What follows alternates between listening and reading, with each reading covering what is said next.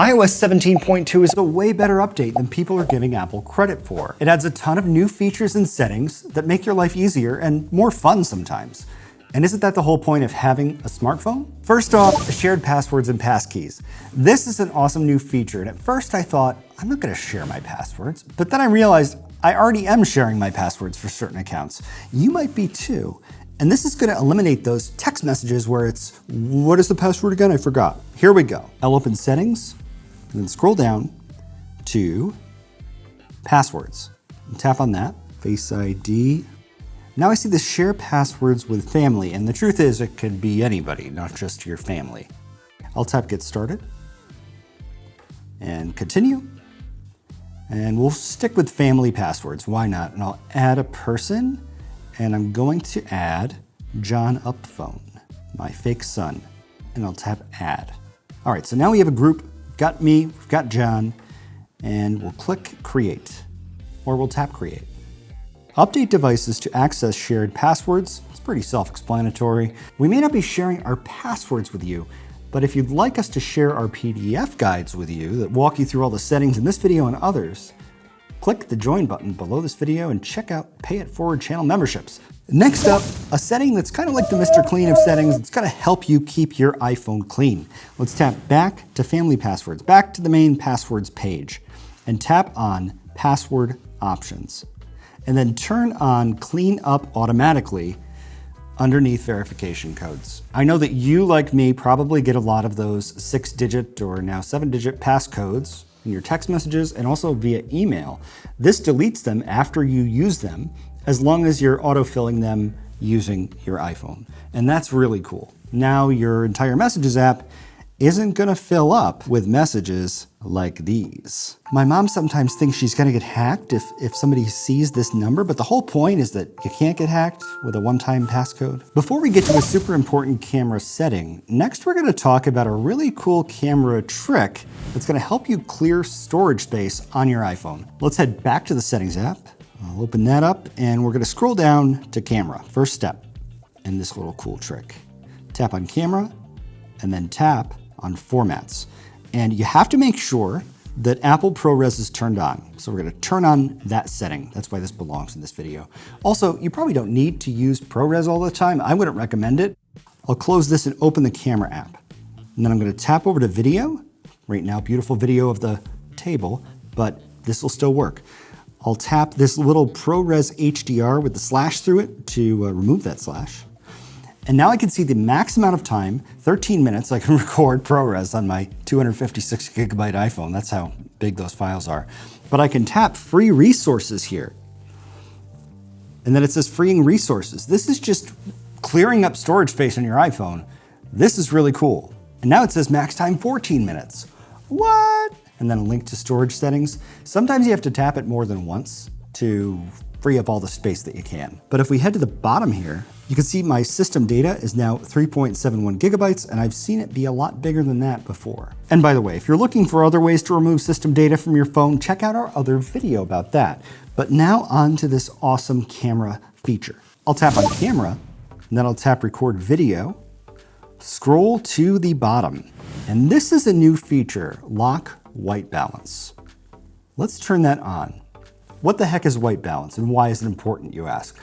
Well, I'm here to tell you. Think of the paint section of Home Depot. You go in and there are a whole bunch of different whites. There's some that are warm, some that are a little blue or cool. In real life, light is like that too. If you're outside in the sun, white is going to be different than if you're inside under a warmer kitchen light, for instance. When you take video with your iPhone, the camera analyzes your surroundings and then picks the best white, or the right white, for the situation. Okay, Dave, if the camera does it automatically, why should I care about this setting at all? Well, let me answer you, other Dave. Let's say you're recording a video and you're going from outside to inside. The white is going to change because the sunlight is a different white than the inside light. So if Lock White Balance is on, you're outside, it looks like you're outside. And then when you go inside, it doesn't correct itself to look different. It looks like you're inside. The idea here is that when you're outside, you're filming, you go inside, the white doesn't change. So you can actually tell that you're inside. As opposed to if this feature is off, When you're outside, you walk through the door and everything changes, and so the white looks about the same on the inside, and all of a sudden your film doesn't really feel as genuine. So this is a really cool setting that I think probably everybody should leave on, because it's going to pick the right white balance for you, and then it's just not gonna change throughout the video. And everybody knows that the iPhone Photos app is amazing at editing videos and color correction, let alone Final Cut Pro or Premiere or some other software. Next up, an awesome new iOS 17 feature that everybody loves, including me, live voicemail. Let's tap back to settings. We're gonna scroll up to phone, tap on that, and scroll down to live voicemail, tap on that, and turn it on. This is an amazing feature. And another feature that I want to point out, if we tap back to phone, silence unknown callers. Turning this on was always an issue for me because I had no way of knowing who was calling me. And if it's a doctor's office or something, you might miss an important call. But with live voicemail, when they call, you can see them leaving the message as they are.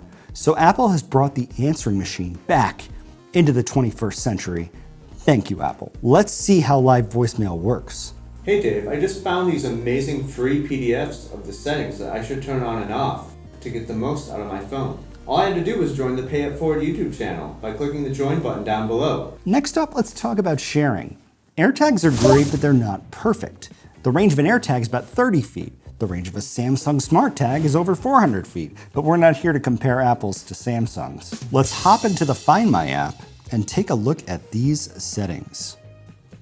I'll tap Items, and let's say I want to share the location of my keys with John Upphone, same guy. Tap on the keys and scroll down here under Share this AirTag. I'll tap Add Person, Continue. We're gonna do John Upphone. Tap on his phone number and tap Share. This would be super helpful if it was for luggage in the airport.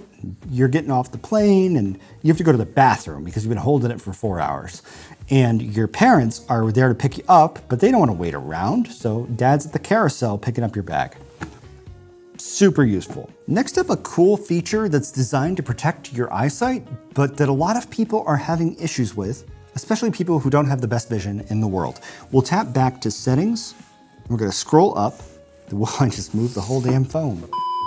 I'll tap back to settings in the upper left-hand corner of the screen, and we're gonna scroll up to screen time and tap on that. And some of the people I've talked to have actually turned this on accidentally. Come down here to screen distance, and I'm gonna turn this switch off.